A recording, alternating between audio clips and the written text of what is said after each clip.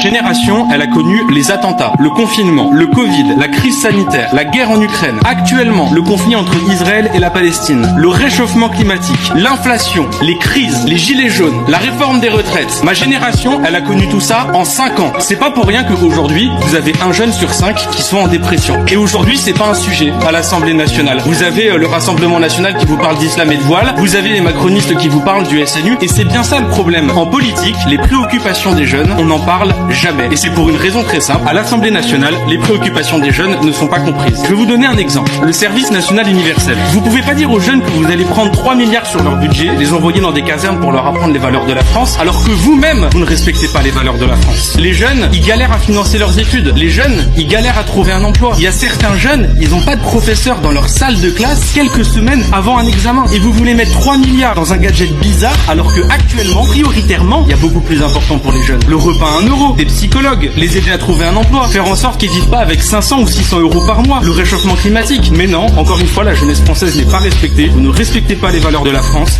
Vous mettez tout cet argent dans un SNU qui nous coûte cher et vous ne comprenez pas que ce soit ressenti comme une injustice par la jeunesse.